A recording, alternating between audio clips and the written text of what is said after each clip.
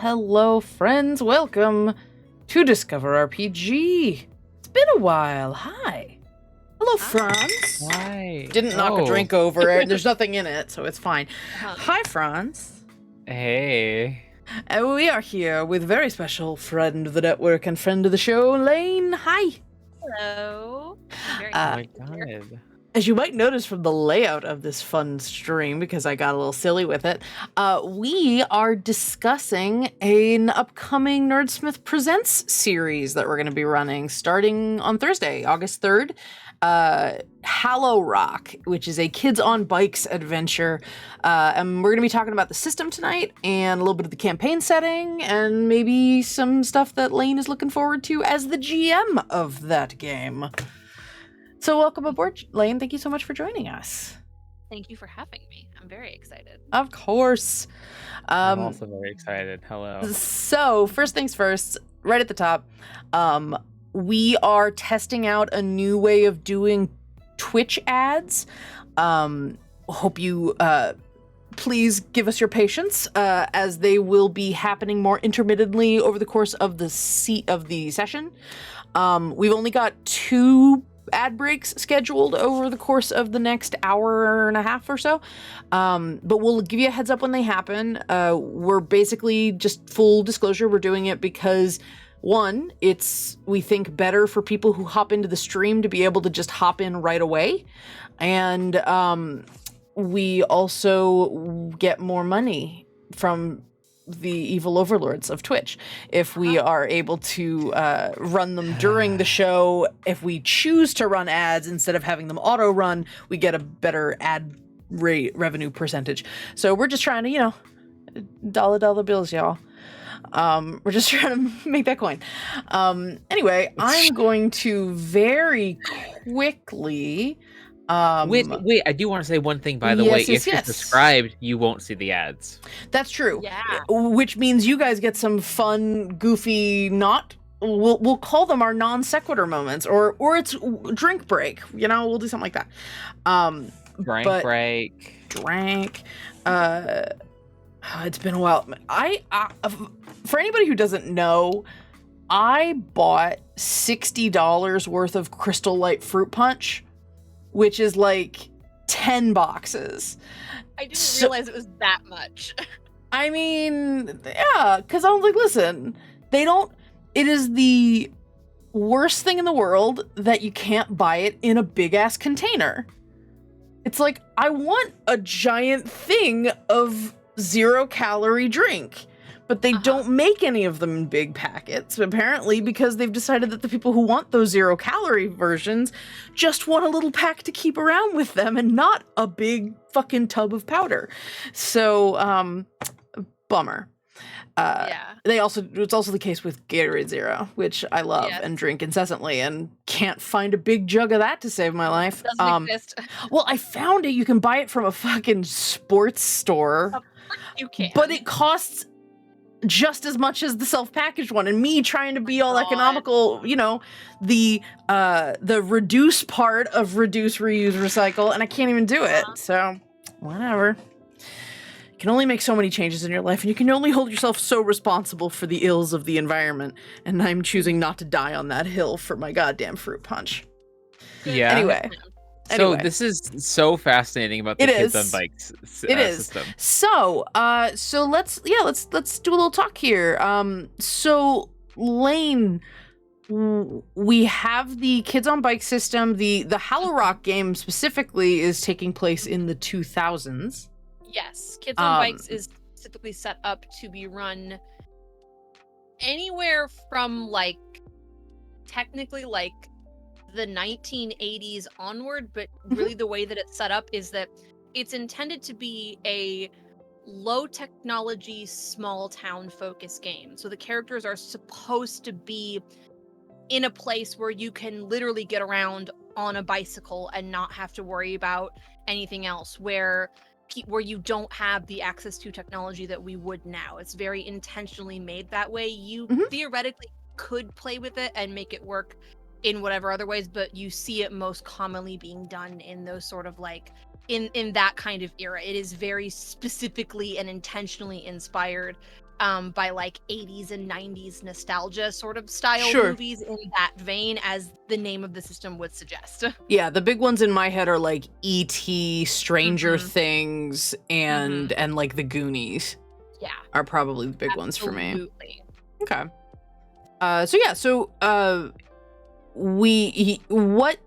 What inspired doing it a little later in the timeline? So for me, when I was thinking about what I enjoy about Kids on Bikes and what would be interesting for me, I legitimately live in a relatively small town now. And I was trying to think about, okay, well, if I was going to do this in where would I want to do it? Where would I want to place it? And the more that I started thinking about it, of things that are in an era where things like Stranger Things exist, where everyone is very specifically hopping onto a very particular point in time, I didn't necessarily want to be right on the money. And I thought about my youth as a kid, and that's the 2000s. I was in elementary school and middle school in the early to mid 2000s. I started high school in 2008. So I was trying to think about, what do I know about and what do I think would be interesting and fun? And the more that I started thinking about my nostalgia personally of the 2000s, what could I do with that? And I just kind of started running with it, and here we are. Desperately clinging to, what was I doing in 2008? I was in college. It's fine. Everything's fine. I graduated high school in 2006. Anyway, I am a child. You are all children. What I like to say, though, is that the age range of your players is thankfully a little closer to me, so that there's a nice gamut of, experience. Fuck off, Maury, we know. Oh, hold on, I didn't even get it on the screen in time. So Maury's one of the players, so we've got a fun group of folks, and they all also understand the sort of primal nostalgia of that for us. And even Maury being in Australia there's still a lot of through lines there. So the basic genre we've kind of got a handle on. It is Kids on Bikes, the trope. when you think of Sure. that. That's literally Which what can it's be intended almost to anything. be. It can be magic, sci-fi, horror. You can go a lot of places with Winters it. Entertainment, which is the company that created Kids on Bikes, actually has a bunch of like additional modules and styles that are Kids based on Brooms. Kids on Bikes. Kids on Brooms, Teens in Space. My favorite is Dads on Mowers. So they're all very like they fit the kind of, but they branch off into different directions with mostly the same mechanic style. So you can kind of go in a direction if there's something more specific you're looking for, but they follow similar rules. Nice. So let's talk a little bit about the system, because honestly, the thing that is most fascinating to me about about Kids on Bikes is the mechanics. Yes. So for anybody who has not played Kids on Bikes before, it instead of you having a default dice that you roll for your skill checks, your skill level in a certain ability is assigned a numeric value or rather a dice value. You roll a increasingly higher yield dice depending on how good you are at that thing. So the worst thing you are, you roll a d4 to attempt, and the best thing you are, you roll a d20. It results in what I think is really nice. It is a realistic sort of paring down of your possible chances of success, because you suck at that. You shouldn't roll a random nat 20 on a thing if you absolutely blow. And what is effectively the nat 20 of this game is also really interesting and makes sense within the story. Effectively, if you roll the maximum amount on a die that's not enough to match whatever skill check you have, that die does what's called exploding, and you get to roll it again. And if you continue to roll the max amount, you continue to roll until you meet the skill. You are effectively having that moment of supernatural strength of what you're doing. But the numbers are still within reason for your natural ability with the thing. So I have a question. Why would there be mechanics in this game? They're riding bikes. That's not the plot, though. It's just it's the tone. It's meant to be a bunch of neighborhood kids dealing with weird happenings. But mechanics don't work on bikes. Oh my god, they're not Franz, always on bikes, Franz. Fuck off, Franz. There are bike mechanics. I live in a college town. There are bike mechanics, okay? There actually is, I believe, in the second edition of Kids on Bikes, which is not what I'm running, there is actual, like, new mechanics for the actual bikes that have been added. Franz is being a smartass, though. Also, Franz is being a stinker. Yeah, Maury's right. Electric bikes haven't been invented yet in the 2000s. So we are so that's the what are some other, we don't necessarily have to go through every nuance of the system, but like besides the dice mechanic, is there anything else that you really dig about the system? I really personally like, there are effectively two types of actions in Kids on Bikes. They're called snap decisions and planned actions. And they basically have the built-in mechanic of, you're doing this thing. Do you have the time to sit down, potentially with your friends or allies, to figure out what you're doing? Depending on what that action is, it is decided either by the GM or you can pitch it depending on what it is. And if it's a planned action, your friends can help you. They can effectively use a different mechanic of the game to grant you bonuses, so long as they can narratively explain what they are doing to physically help you. And a snap decision is exactly what it sounds like. You are doing this in the moment, you don't have time to decide it, and it kind of, to me, it narratively informs where the story's going, and the player has to really think about what they're actually doing and justify, is this something I actually had the time to think about now or in the past, or am I just deciding it now in the moment, and can I justify getting help from someone else? And I really enjoy that. I think it makes the storytelling better, and it also requires a bit more thought out of the players when they decide to do something. Nice. Awesome. I love that. I love that idea. So let's see. What do well, let's say what can so you base this considerably on your own childhood situation. I Go ahead. both on my own childhood, and which I grew up in a much larger city, but I'm currently living in a much smaller one now.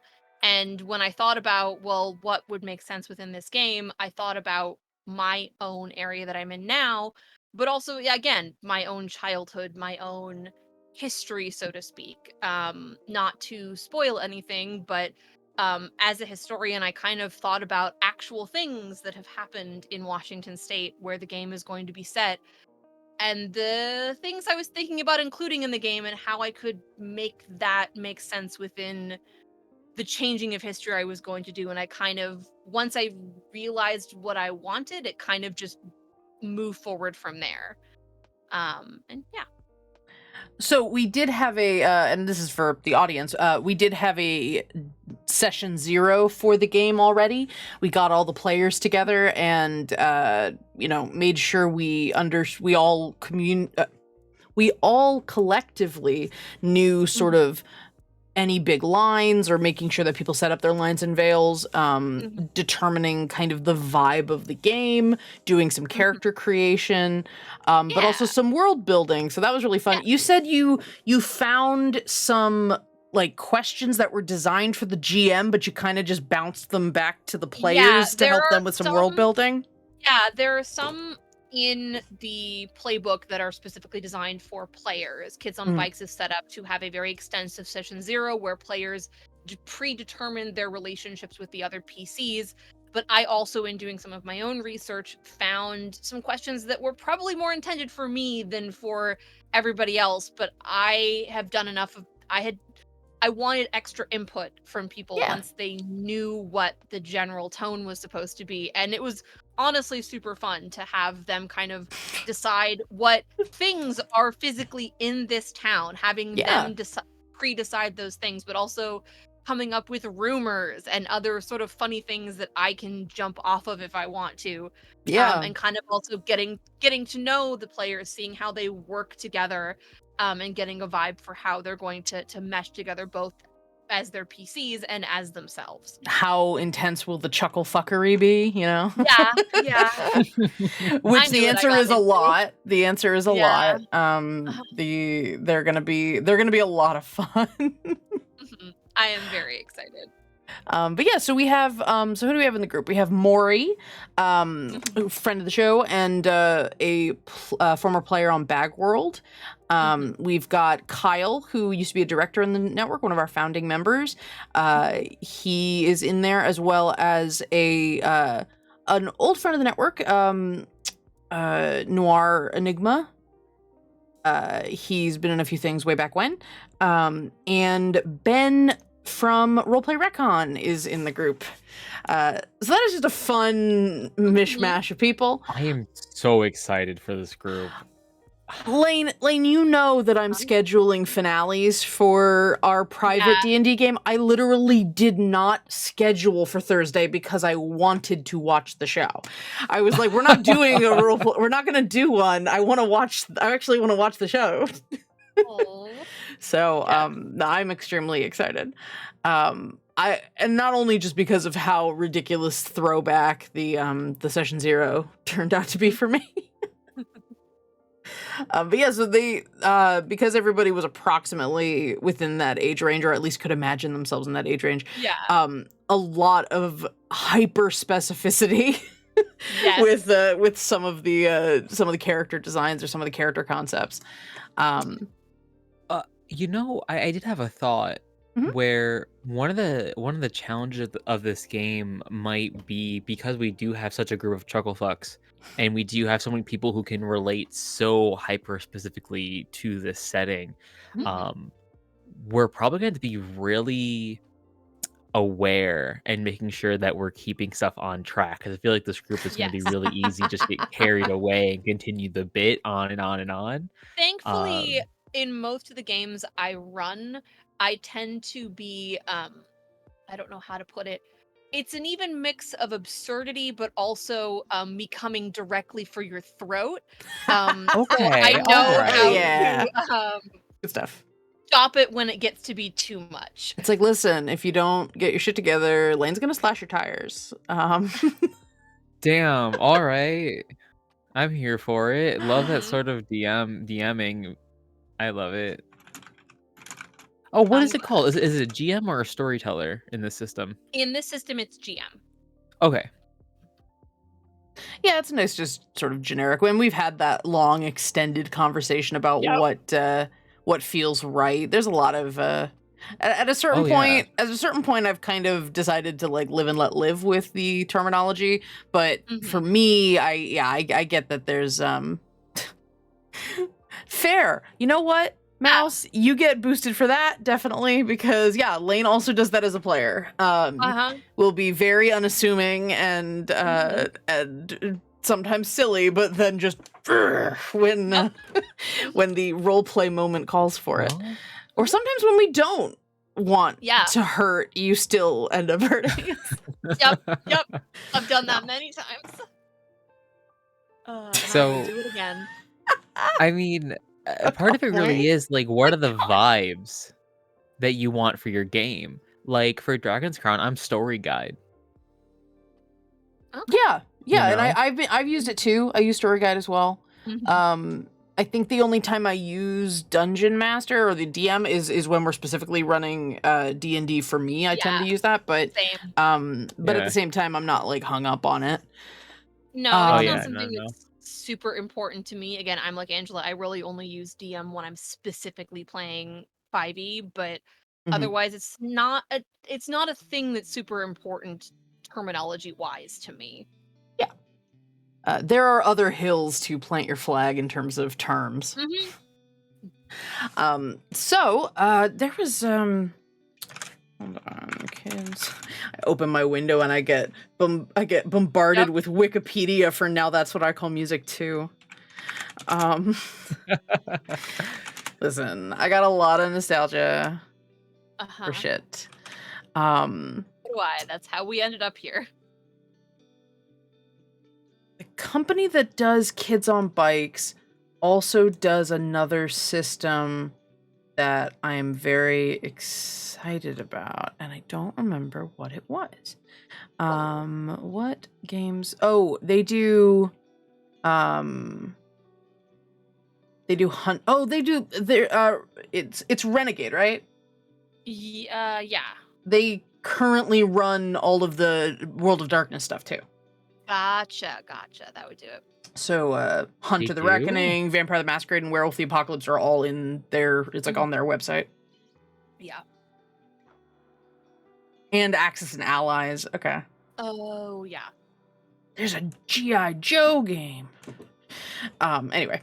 So yeah, that's their big stuff. They also have Power Rangers, G.I. Joe, and Transformers are also their big properties is the word I was looking for. So let's see what an audience, please feel free to ask any questions if you want, except if the questions are what's going to happen in the game. You don't get to know that. Not till Thursday. Oh my god. Let's see. What else do we want to talk about the game? Do we want to talk about the sort of like overview for the player characters? Sure, yeah, we can talk a little bit. We'll give a little bit of a preview.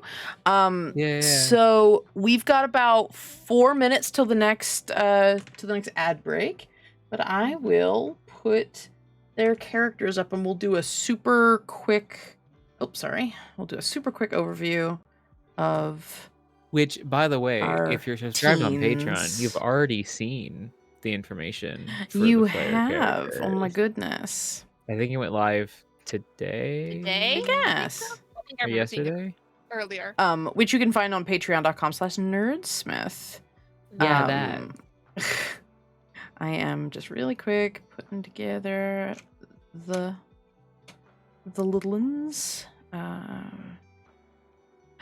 So since we're already doing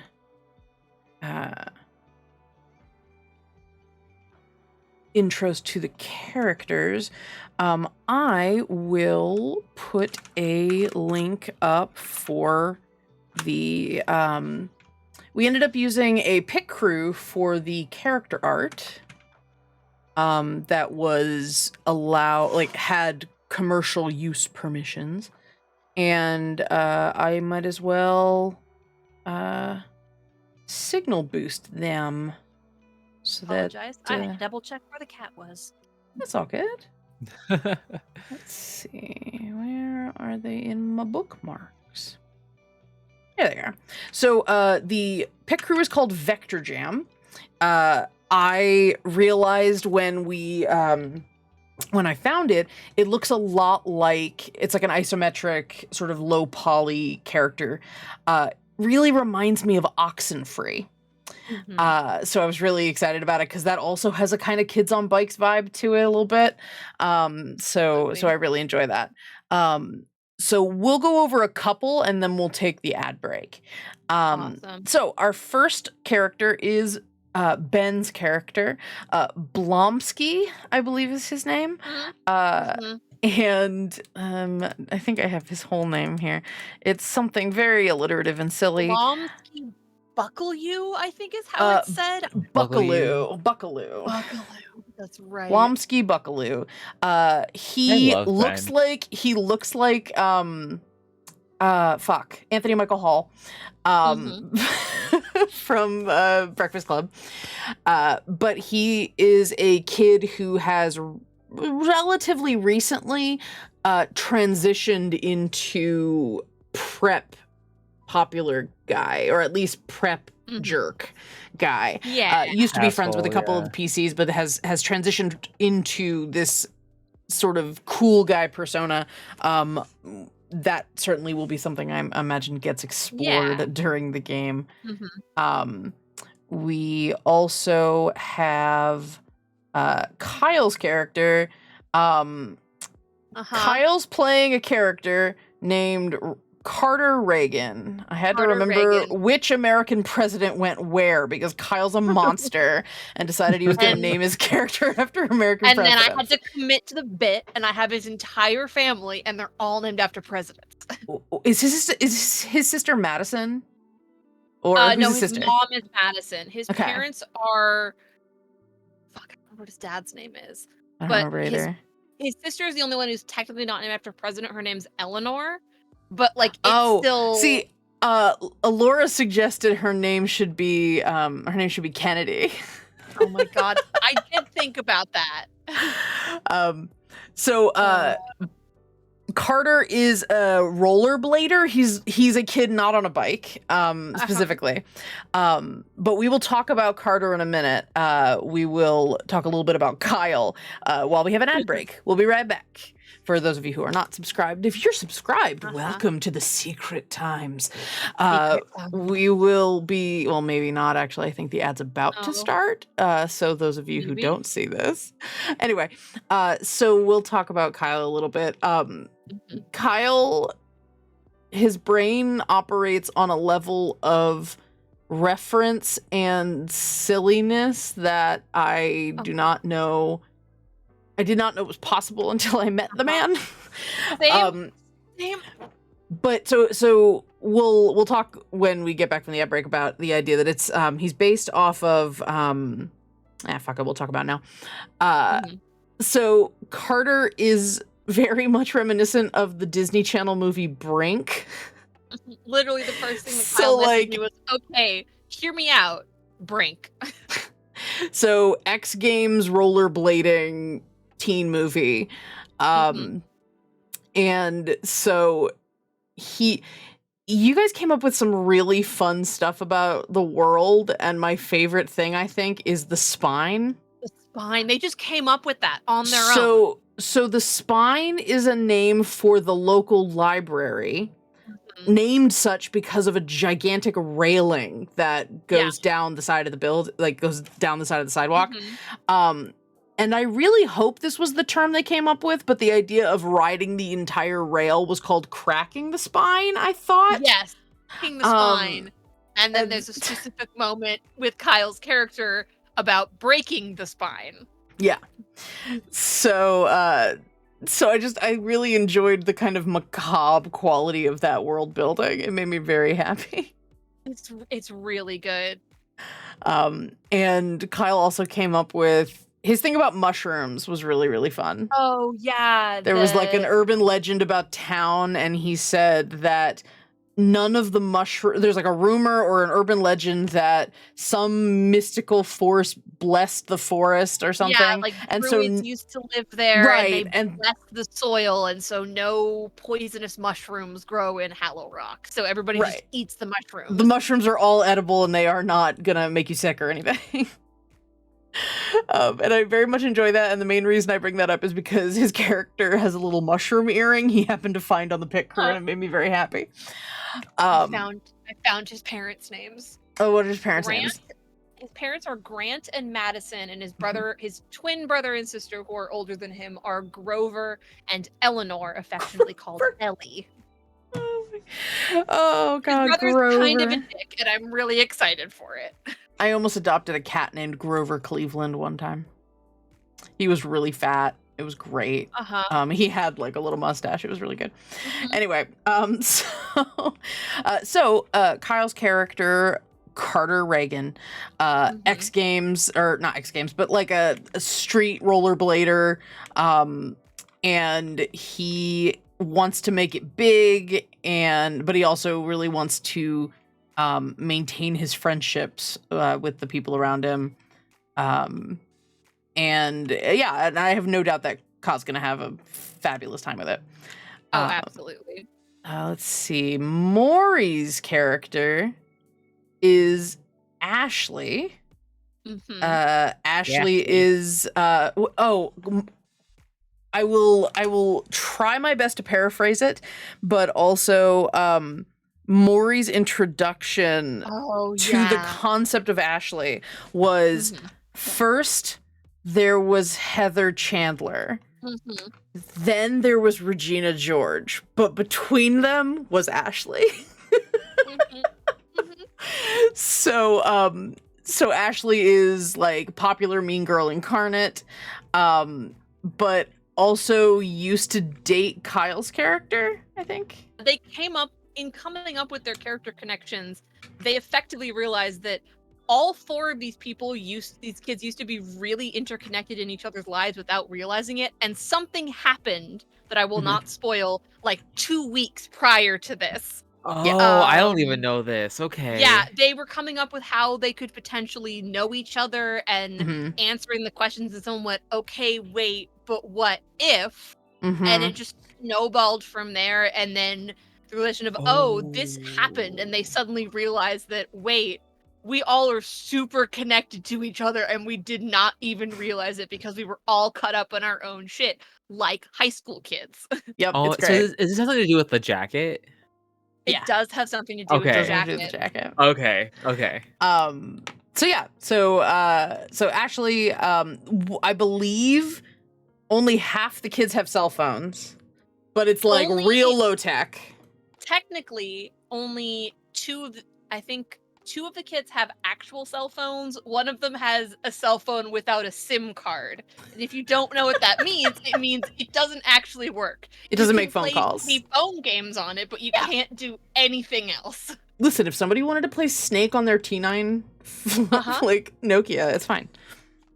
Yeah, and actually, as the canonically wealthiest character was the one I said, yes, you can have a phone. Because in 2005 through 2007, not that many kids actually had cell phones. You would have either been relatively wealthy or, like my family, I shared a cell phone with my younger sister because we went to the same school, and it literally did nothing but make phone calls. It was literally like, I need you, like, have this in case of emergency, call me, or if something's changing for your day, tell me, and I won't pick you up or whatever. When I was in high school, I got my own phone, and it had a camera on it, and that was the coolest thing ever. Shit. Oh my god. There was a point where phones just looked like Game Boys. Like, Game Boys were more advanced than phones were for a while. I had a phone where you could either use it like vertical, or if you did horizontal, it would like slide up and reveal a whole keyboard. Oh my god. Of those. My god. So that's Maury's character, Ashley. Mhm. And then finally we have Noir's character.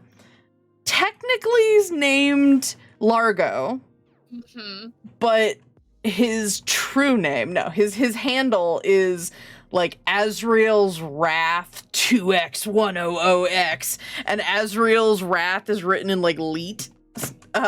So is that what it's supposed to be? Because I could not Yeah. figure it out. Oh yeah. It's really hard to read. But he's I would call him an indoor kid. Plays a lot of WoW. And Guy online. guy online. And yeah, just kind of seems like he's a little too cool for school a little bit. That's kind of his attitude. He's got a bit of a tude on him. A little bit. And big the chosen energy. Ah, yes. You must be the new kid. So Noir is playing one of the other two kids that has a working cell phone. We said he had a BlackBerry, because of course he does. And so At Kyle's request. right, and so they all the players got together and worked on their interconnectedness. It seems like Kids on Bikes has a very similar situation that like Powered by the Apocalypse has, where it's tons of character prompts. Absolutely. To help you like build those predefined things, which with Kids on Bikes, I feel like the justifications for interconnecting people are a lot easier to jump to because you're literally supposed to be from the same neighborhood or the same town. Yeah. Again, the town of Hallow Rock in this game is about 5,000 people. So it's on the slightly larger end of towns for the size in this era.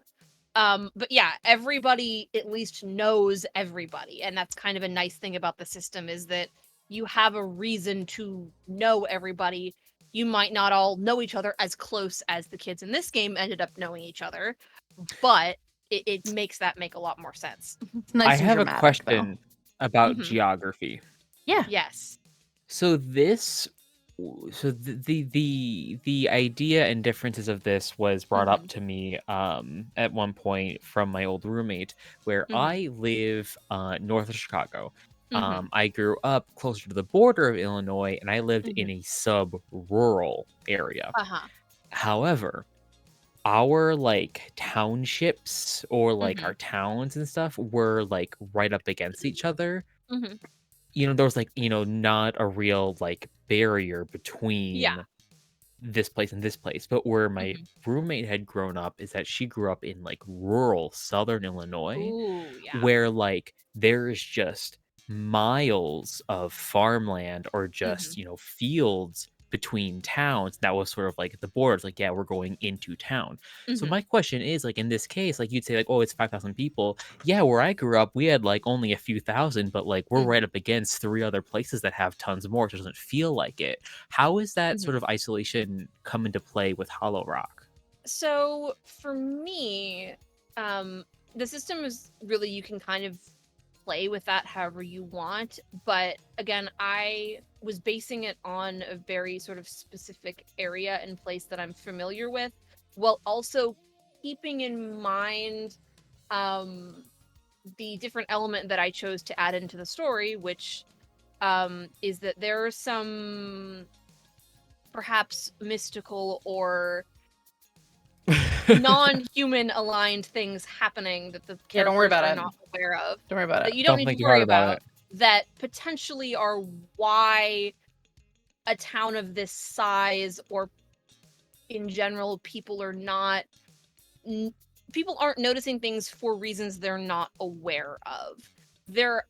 It's a very specific sort of, for me, not necessarily isolation, but tone of, I'm not necessarily going for like super, super small town of everybody knowing everybody. I'm more going for the fact of, this is a community where everyone is not necessarily insular, but it's a it's a very specific place with a lot of stuff going on around it. So everyone's kind of brought together for that reason, or perhaps other things that they're not fully aware of yet. And their world is Okay. going to, throughout the next 6 weeks, get progressively a bit bigger, both literally and metaphorically, as they uncover what has been underneath their noses this entire time. Okay. I hear what you're Dun, saying, dun, definitely. dun. Yeah. Smells like That's true. mystically forced ignorance, says Maury. Well, Oh. you can wait and find out, Maury. Oh, Maury. Don't go sniffing around. It's always really funny whenever I'm like, yeah, in DRPG, I want to talk about XYZ in my campaign. I have to go to all my players and be like, do not watch the show tonight. Don't watch it. Oh my god. Don't listen to me. You Yeah, have I'm to. not that You worried. signed up for the game, Morrigan. You have to wait. Oh, Maury, you have to wait. It's fine. It's only a few days. Yeah, it's all right. Oh my goodness. We posted some teasers Mhm. of the The Twitch layout? layout. Yeah, Yeah. the layout that Anne put together. Like, ooh, ooh. I put it together listening to them all plan the session 0. Uh-huh. It was fun. It came out so good. It's I'm so very good. Thank excited. you. Well, so the layout good. you see here tonight is very, very much a preview. Mhm. I woke up because unfortunately I couldn't make it to session 0 because I had to go to the emergency vet with my cat. But I Mhm. woke up the next day and Ange had sent me a more finalized version. I'm like, oh, Ange, this fucks, and she's like, that's good, right? That's a good thing. Here's the thing. I've heard the term, but for whatever reason had not used it in association with an inanimate object. And I was just like, You I know was what? like- Fair. I was like, listen, I get It's it when you're like, very- listen. It's a very Tumblr thing. Sure. Yeah. Yeah, it really is. But it's Mhm. so good. Ooh, it's so good. Oh. So let's see. Anything else you want to ask, Franz? Immediately? No, not off the Because top of my we don't want to head. spoil things either. No, I mean, what was on our list? What did I put together? I put together a little list. Was I'm so any of proud that of word? you. Just a little bit of a word. So, yeah, a little list. Oh, let's talk about character creation. So we talked about the actual characters, but how does character creation work? Like, what are the pieces that go Yeah. into creating a character in this In setting? Kids on Bikes, you start out with 2 things. One is an age, and the other is a trope, which is effectively your playbook or your character class. There are 3 different ages in Kids on Bikes, as one would expect: child, teen, and adult. You pick one, you get different certain bonuses, and things are decided by your age. Also, certain tropes are classified to different ages. Certain things obviously are only going to make sense if you're playing a specific type of character, and those tropes are effectively pre-built classes. The stats are decided. They give you certain other things to choose from. Once you select a trope, you select strengths and flaws. Flaws are typically character driven, so they're more roleplay related things that you can decide. They don't have a mechanical effect on the game. Strengths, however, do. Depending on what strengths you choose, you get 2 strengths and 2 flaws. For most people, it definitely informs the kind of character they want to play, but also gives different mechanical bonuses. But if you don't want to use an existing trope, you can also build your own using the same model. You just decide what stat goes with what die. You pick your strengths, you pick your flaws. You also decide things like what your character's fears are, what their motivation is, as well as what's in their backpack. That's anything from literal physical items that you're carrying with you to more intangible things that are just a core part of your character that they literally carry with them wherever they go. And let me tell you, the things that my players came up with for their backpacks are so good. So good. So good. So we had a couple of good example of the trope concept, I believe, is Mhm. if you picked a teenager, you got something specific, right? Yes. I remember that was a You thing. get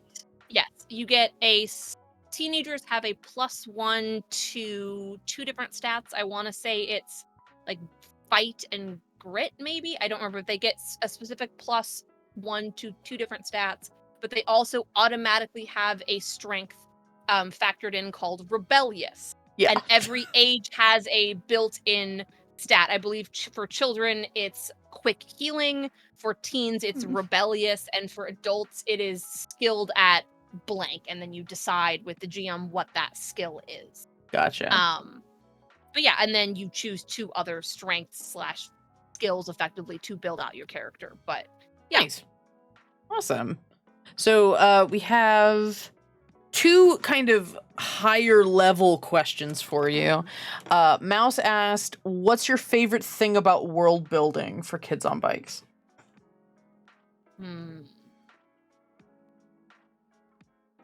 I would say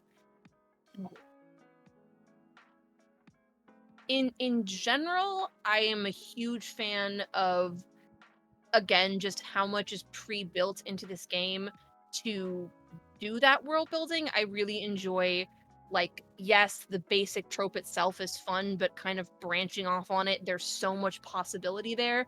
For this game specifically, I've really enjoyed taking my own knowledge of both the place that I live in, the place that I grew up in, and just this state itself, and playing with that. I am a historian by nature and kind of by trade, so I really enjoy taking what I've enjoyed taking what I know and thinking about it in the lens of this game and how it would still make sense in a way while also kind of twisting it to suit my needs. And hoping that my players and my audience also enjoy that. Awesome. Maury has a question that doesn't spoil the game. So outside of the obvious influences, so we talked about Stranger Things and like Goonies and things like that. What else are you drawing from when it comes to the world building and storytelling in this game? Were there any that you weren't expecting but just kind of happened as you were conceptualizing? So yeah, do you have any other touchstones, pop culture touchstones or things that you're drawing from? So in terms of other media, I am pulling a little bit from, again, what you might expect, what I tend to classify as like late 90s, early 2000s, very specifically like spooky or supernatural media. So things like Buffy the Vampire Slayer, a little bit of Charmed, but also, as one might be able to tell from the aesthetics of this background and everything else, Sabrina the Teenage Witch, which is a very specific sort of absurd tone that I really, really like and just is very near and dear to my heart. And so I'm enjoying thinking about specifically the humor of that show and how I kind of want to emulate that, because it's such a very specific sort of tone that I think I really like, and I think these players will get a fucking kick out of. Don't have to answer this question, but will there be a talking cat? I'm right here, haha. Hey, you'll have one in the producer's booth. Yeah. And Perfect. then the other one, which is a very big thing for me, is music. The minute I decided kind of at least the era that I wanted to do, I started building a playlist of specifically music, both that I grew up listening to and also just music of the era to inform what I wanted, put myself in a very specific sort of mindset. So I have an almost 7 or 8 hour long playlist of just music from the 90s and the 2000s to kind of put myself in the right sort of headspace. Because if you've ever listened to music from that period, especially anything alternative or anything like that, it has a very specific sort of tone and sound. And for me, that's really informing the kind of story I want to tell, the kind of story that is set to the backdrop of this type of music. Mouse says I request a talking mouse. Maury says I request a talking Morrigan. And so yeah, so we've got some requests. Is there, let me see. When you, and you can be as general as you want with this, you don't have to like be super specific. Are there any any themes or like tropes that you find that you kind of explore a lot in games that you run? Or motifs that you tend to find happen in your games? Doesn't just have to be this one. No, I'm thinking about it. Yeah. Mm-hmm. Yeah. Mm-hmm. I mean, I personally, when we're talking about like themes and motifs, while you're thinking, Mhm. I love fucking people up. I love In what giving manner? people every manner available. Okay. Okay. I love giving people a fucked up piece of backstory that they didn't know that they had in the past. Like, and people love doing this to me. They're like, "Hey, here's my character. They don't remember XYZ." I'm like, "Oh, they don't remember XYZ, you say? Well, I'm about to make them remember Interesting. something." Oh my god. Yeah, and you both know that I love me a dickhead father figure. Okay, to be fair, most of the time it's because my players hand me dickhead father figures. Yeah. I also love making characters, oh, they're not so bad. Maybe not, like, it has driven me to being like, no, they're bad guys this time. Don't try to redeem them. This is what I'm trying to make bad. For real. They're a dick. Don't do it. Yeah. Listen, Mouse. Listen. Your mom was alive the whole time because I rolled a nat 20 on your question. That's the only reason. Yeah. That's the reason. I was like, well, let's see if the mom's like, maybe. Dunno. That also happened with fucking Alora and her dad. Hey, I wonder if your dad's alive. Guess he is. I can go back to my DMs and have a message from him like, damn it happened again. Mouse asked, on that note, will there be donation opportunities for this series of streams? Have you thought about that at all? Whether you want to build anything into the game? Is there any mechanic in the game that you know of that feels a little like inspiration or something that we could play off of? So the most similar thing to that is what's called adversity tokens, which is something you get from failing a roll. Gotcha. Okay, that's so nice. Whenever you fail a roll, you can stack them, and that's something that, like I said, in a planned action, other players can donate their adversity tokens to help out another player, and each one is a +1, and you can also use them. They factor, they're basically a power die, but they also can factor into certain strengths, can allow you to do different things with those, but that's probably the closest thing to that. Gotcha. Well, we can talk about it. For the most part, it doesn't seem like we have a tremendous like well of ideas for how to utilize donations, and that's always a trick with it, because you have to figure out what makes the most sense for outside manipulation, and not every system's gonna play well with that. But we could also do alternative to tips or things. There's other ways you could do it. We could also do either a threshold of channel points, where if there's something you would like to happen or you want to have a trigger for it, we could set that up where it's like if they donate a certain amount of the watch points, the channel points, that will trigger something happening, or whether it's in the plot or something outside of the plot. Let's see. Maury. Well, real quick. Oh yeah, go ahead. Before we answer Maury's question, one thing I wanted to say, specifically regarding our limited series and like, with donations, the tips and what have you.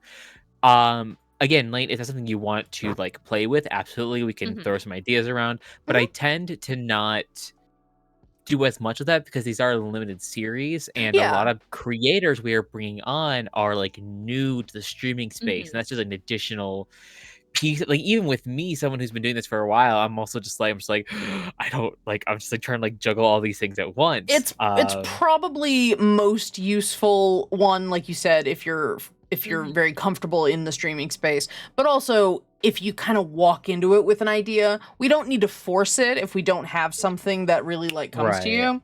So it's not a big deal. Though we do appreciate any tips and donations that happen during those streams. It does certainly help. But we're paying our players for their time, and so it's not required but appreciated. If you donate $30 on the Friday stream, I'll pull a card from Deck of Many Things. Oh shit. I'm just saying. You should make a Deck of Many Dragons. I'm trying to do that with my Magic the Gathering Tiamat Oh my deck. god. Amazing. Let's see. So we have another question. Maury, when it comes to high modernity, low fantasy settings, it's easy to tap into the very Lovecraftian style horror of the unknown or massive, powerful beings that cannot simply be defeated by beating it up. Will Hallow Rock be similar in tone? And if yes, do you find it easy or difficult to fit into the set? Do you find it easy or difficult to fit into the setting? Are you gonna? You think it's gonna lean very? It's up to you if you want to answer that. I don't. As of right now, I'm not leaning that direction.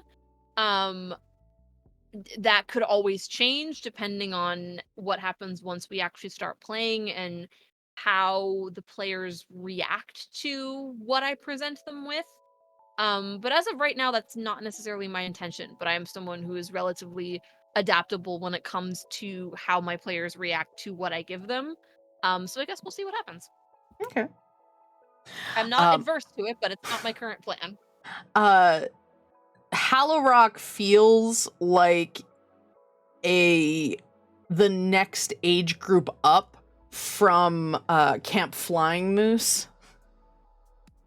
Like it gives, like, we were referencing it during the session 0, but the Gravity Falls of it all, that feels very in that vein, though it's more of the kids in their suburban situation rather than out at summer camp.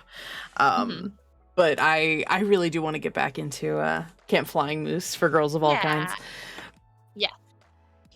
I just figured out a fun thing that we can do. I don't know what the form of it will take. We have about a minute until ad starts. That we should do something fun during the ad break, like an exclusive Patreon kind of thing, where it's like only our subscribers get to see us do this for the next minute. So I don't know what we should do, but we should come up with something at some point. Whether it's a special question or something very silly. So Franz, if you ever come up with anything, let me know. What? Oh. No, I'm saying, like, when the ad starts, it would be fun to do something fast for a minute and a half, and then after the ad, we go back to our normally scheduled programming. Oh my god, Twitch sings. I missed it so much. God damn it. Making me sad, really Mouse. Fun for I like loved the it couple so months that we had it. Yeah. Here's the thing.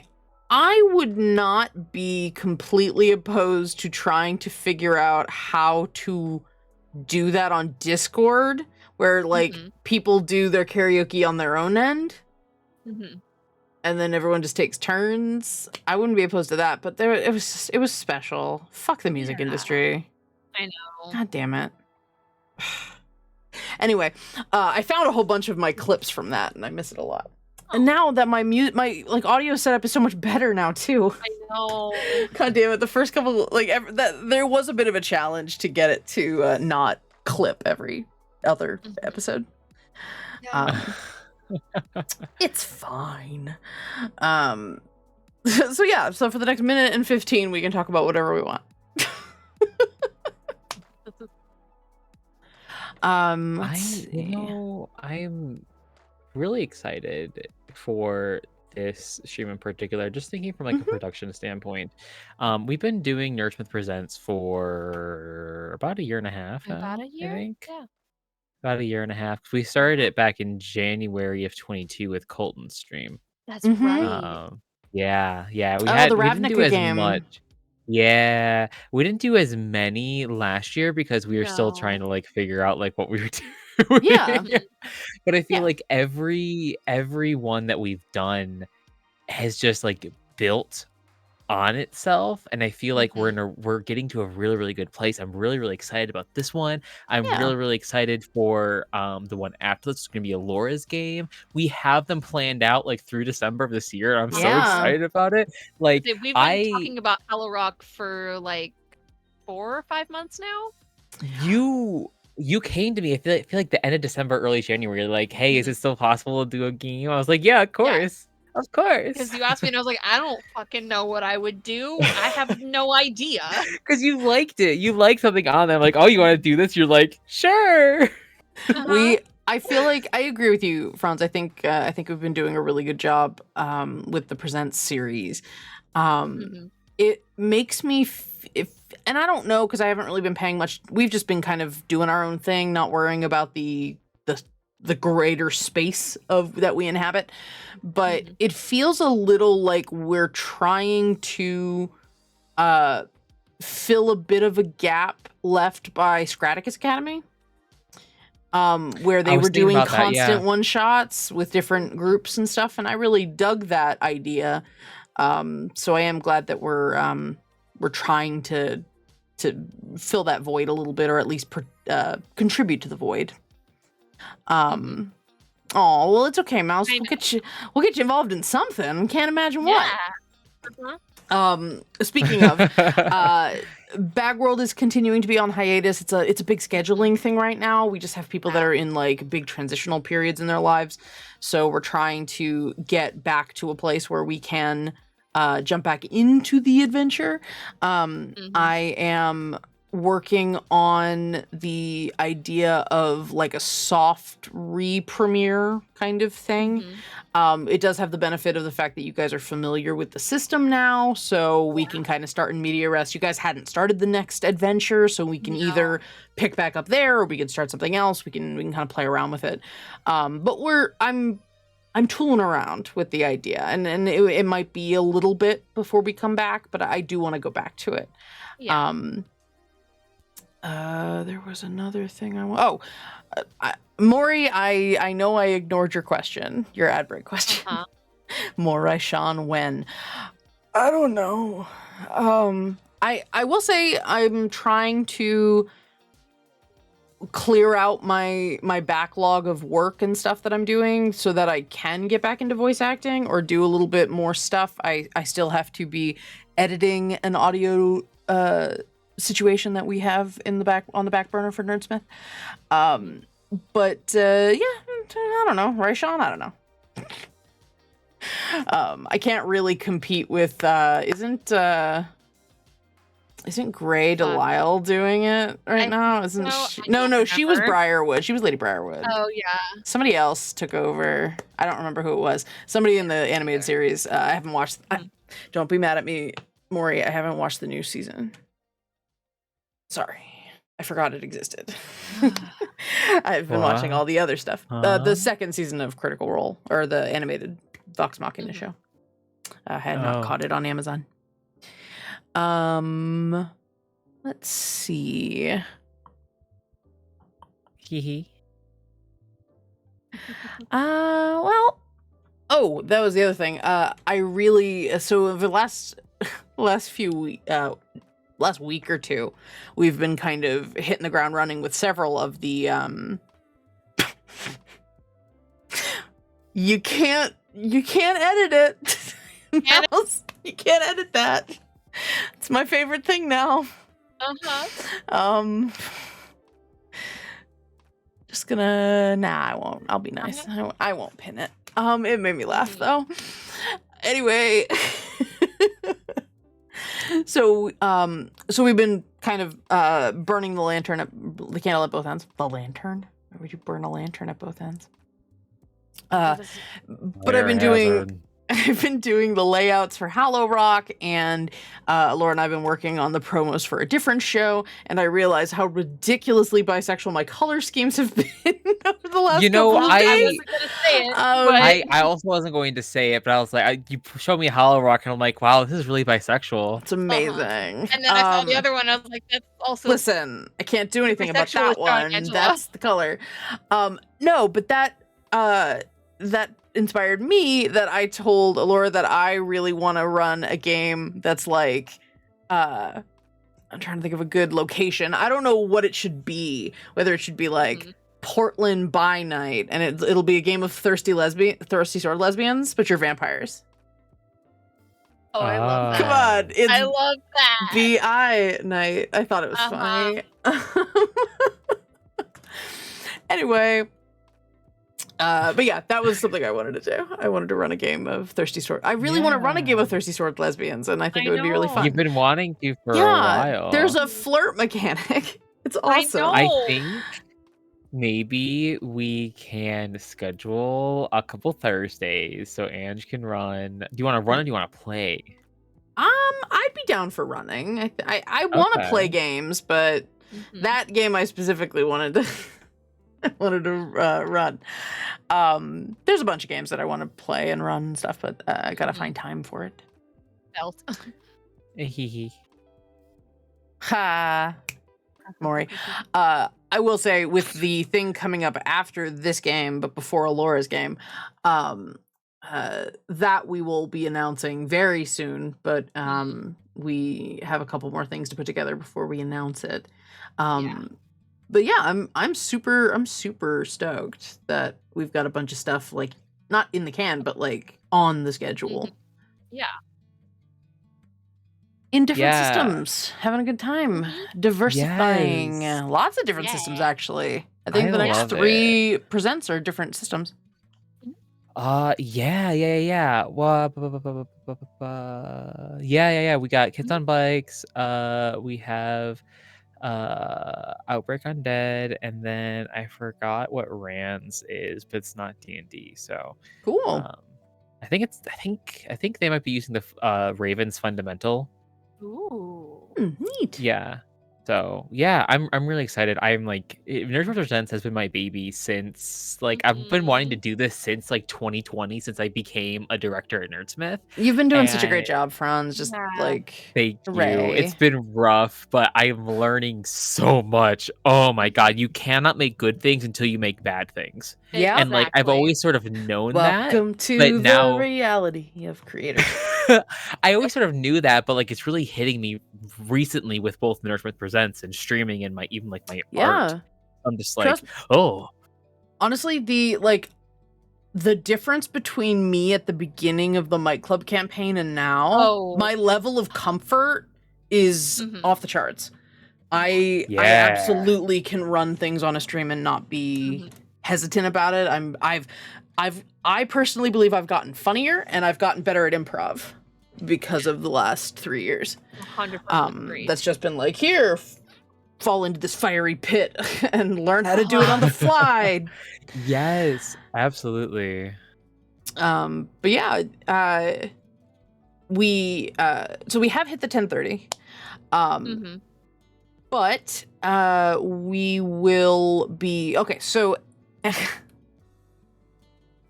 my God, Mouse! Fun story time, Mouse. I love you. Mouse came to visit me in person a year ago or 2, and Mouse was going to make an apple pie, and I will say this is not entirely Mouse's fault. This is partially my fault too. I have mason jars in my kitchen that I use like salt shaker lids on. That you can screw them onto the regular sized mason jar lids. And so I had coarse salt and iodized salt because, you know, you might want one or the other. Mouse didn't realize that neither of them was sugar and poured a cup and a half of salt into the apple pie. And we went, probably fine. It's like, it was probably fine. And so we scooped as much of it out as we could. It did turn in, like, we really should have found some caramel because I think it would have been fine if we had just put caramel all up in it. It just turned into a slightly salty apple pie. It was better cold than warm.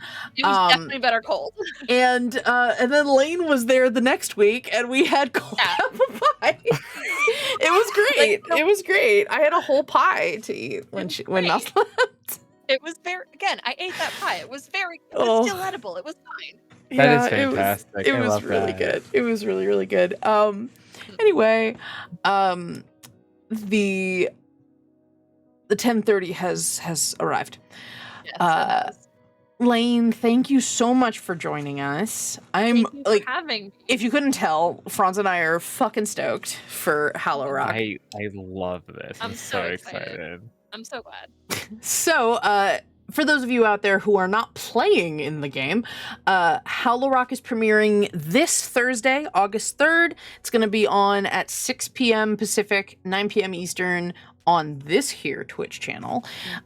If you want to know when we go live, follow us here on Twitch or on Twitter, for as long as it's still called Twitter. Anyway, everything's burning, and we will be releasing some previews. The thing you saw at the beginning of this session, I'll play it before we end. So you'll see those on social media, and it is a 6-week campaign. So you'll have lots of opportunities to check it out and come hang out. There's a great cast, and I'm super excited for Lane to join, as I called it, the pantheon of Nerdsmith GMs. Always adding to the number, always happy to. And so so you guys should check it out. Hallow Rock is a kids on bikes adventure set in the 2000s, 2005-ish, and should be a good, spooky, mystical, magical time. I'm sure. No, totally normal. It's just about kid drama. Yeah, just about It's about the Letterman's jacket. That's all it is. The whole campaign is about the Letterman's jacket. I'd watch that stream, yeah. I would too. And then it turns out that the Letterman's jacket was cursed this whole time. Oh, that's yummy. All right. I'm making things up. Don't believe me. I'm making things up. Thank you, Maury. Yeah. God, Maury. Yeah. So, Franz, it's been a delight. Hi. It has been. Allura couldn't make it tonight because she was under the weather, but much love to Allura. We'll see her next time. And if you noticed and might be paying attention on your calendar, this week was technically Pixel, but we didn't have Discover RPG last week, so we're sort of flipping off on the weeks. So next week we will have Nerdsmith Pixel. We're so close to finishing Psychonauts, which I'm very excited about. Do you want it to be done, Franz? We can be done. No, it's fine. It's just like, I'm like, wow, okay, cool. Yeah, I guess we are finally close to the end, because we did all that end stuff, didn't we? Yeah, we are really close. Yeah, there's we're like in the final level or so. The one that causes me nightmares. Oh yeah, that one. Not because it's scary, but because the difficulty curve is so fucking frustrating. So we'll see. I heard that since after I played that game, they fixed the difficulty curve. Like, they made it less excruciating, so that'd be nice. We'll find out. Anyway, do we have anything on Thursday? Or we do. Oh my god, Angela! Fuck me. I'm gonna go. Okay, bye everybody. Thursday, we're done. yes. We're done. Thursday, Nerdsmith Presents is back. Yes, we are back with Hallow Rock at 6 p.m. Pacific, 9 p.m. Eastern. Baby. On Friday, do we have Dragon's Crown? We do. This Friday we have Dragon's Crown. I got some really fun stuff set up for that. Some new faces are popping up. Ooh. Got some fun stuff. Check it out. I don't even know what we're doing. We got so much shit happening. We killed Bogluck. His son went to go find his dead body. They also, here's the thing. They said, oh yeah, no, we did kill your adopted father, but they didn't tell him that they ripped off his head. So a lot of drama happening there. We have some highlights up on both Twitch and YouTube if you want to go check them out. But then we're gonna have it throughout August. We do not have stream the 24th. Okay. I'm moving. I will be out of town next week, so we might not play Psychonauts. You might need to play something else. No, I'm going to a family reunion, so we'll figure it out, gamers. Yeah, indeed we will. It will still be Pixel or Discover. We'll find out. Whatever you guys want to do. We're so good at this. I give you permission. Thank you. But coming up in the next couple of weeks, I'm holding myself to it by announcing it on stream that I will be starting my painting stream after I get back. It'll probably start with a couple of like Saturdays maybe, or maybe afternoons on the weekdays, just to kind of, if you are working and you're allowed to turn Twitch on, just hang out. I'm going to be painting some doggies. Because I got the Dungeons and Doggies set, I'm gonna be painting those. Maybe I'll do some or if you go to our Discord, which I'll put on chat, I might be doing like some polls to see what color some of the dogs should be based on their breed. Because that'll be fun. It'll be a very interesting exploration of like fur is very different than clothes, so it will be interesting to figure out how to do the like speckle work to do fur patterns. And we love having you, Maury, so excited for uni to end for you as well. All right, but yeah, so keep an eye out on things. We are still trucking along, and I hope you all have a wonderful rest of your night and a great rest of your week. Hope to see you on stream here with us sometime soon. And above all, please do us all a favor and be good to each other. And we'll see you for the premiere of Hallow Rock this week. Yes. All right. Bye-bye, friends. Bye-bye. Bye. Bye.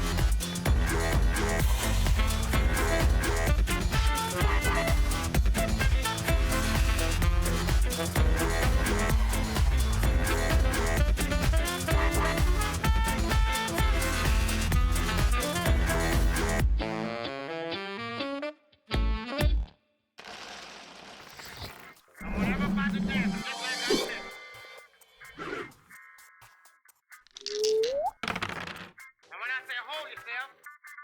I want all of you get ready to stop.